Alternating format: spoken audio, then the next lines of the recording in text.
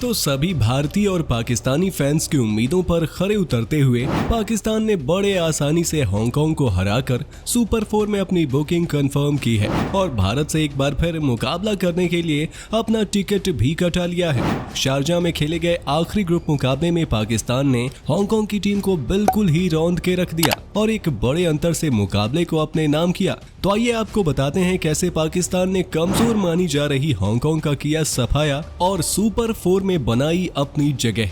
दोस्तों, एक करो या मरो के मुकाबले में पाकिस्तान की टीम ने अपने से कमजोर मानी जा रही हांगकांग का सामना किया। हालांकि सिक्का एक बार फिर बाबर के हक में नहीं गिरा और लगातार दूसरे मुकाबले में पाकिस्तान को पहले बल्लेबाजी करने का न्योता मिला। इसके बाद पहले 6 ओवर में हांगकांग ने अच्छी गेंदबाजी भी की और इस दौरान पाकिस्तान के कप्तान बाबर आजम केवल 9 रन बनाकर एहसान खान का शिकार बन गए और 13 के स्कोर पर ही ओपनिंग साझेदारी टूट गई। पावर प्ले में पाकिस्तान ने केवल 40 रन बनाए थे और लगा कि हांगकांग की टीम इस मुकाबले में थोड़ी फाइट देती हुई जरूर नजर आएगी, लेकिन रिजवान और फखर जमान के इरादे कुछ और ही थे। इन दोनों ने शुरुआत में तो काफी संभल कर खेलना शुरू किया। पहले 10 ओवर में पाकिस्तान ने बोर्ड पर केवल 65 रन जुटाए थे, लेकिन अच्छी बात यह थी कि रिजवान और फखर दोनों डटे हुए थे और पूरी तरीके से सेट हो चुके थे और 10 ओवर के बाद जो उन्होंने गेंदबाजों की पिटाई शुरू की, फिर रुकने का नाम ही नहीं लिया। दोनों ही बल्लेबाजों ने एकदम से गियर बदलते हुए चौके और छक्कों की बरसात कर दी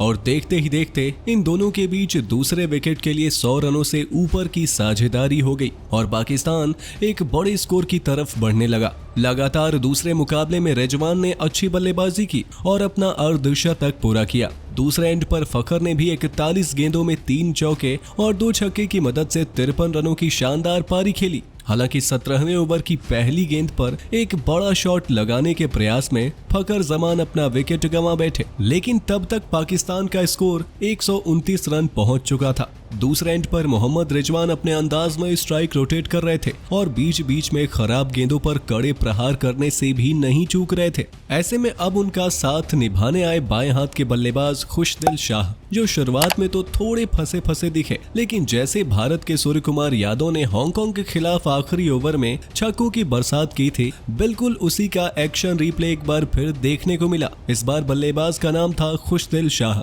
जिन्होंने पारी के 20वें ओवर में 4 बार गेंदों को हवाई यात्रा पर भेजा और एक समय जहां पाकिस्तान का स्कोर 170 से 175 के बीच जाता हुआ लग रहा था, अचानक से खुशदिल के उस आखिरी ओवर के पराक्रम के बाद पाकिस्तान ने 20 ओवर में 193 रन ठोक दिए।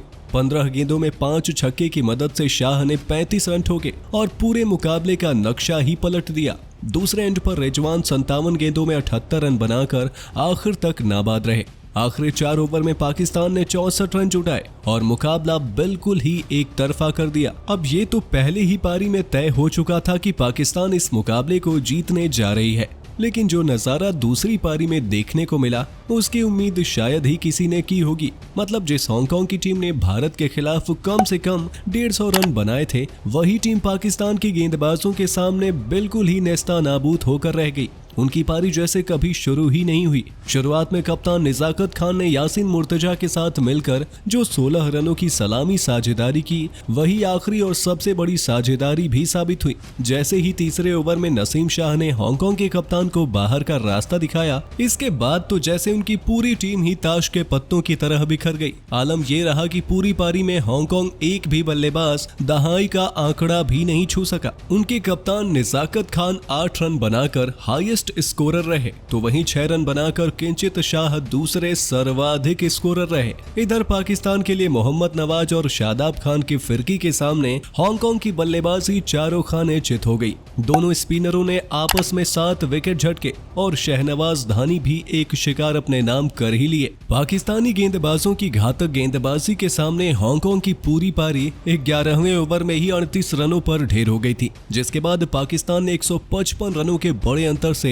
मुकाबले को अपने नाम कर स्टाइल के साथ सुपर 4 में एंट्री ली और रविवार को भारत से भिड़ने का हक भी प्राप्त कर लिया है। तो दोस्तों, आप पाकिस्तान के इस प्रदर्शन को 10 में से कितने अंक देना चाहेंगे और आपको क्या लगता है, क्या इस बार पाकिस्तान और भारत के बीच एक और रोमांचक मुकाबला देखने को मिलेगा या नहीं? अपने जवाब कमेंट बॉक्स में कमेंट करके जरूर बताइए और ऐसे ही शानदार खबरों के लिए हमारे YouTube चैनल को सब्सक्राइब करना बिल्कुल ना भूलें।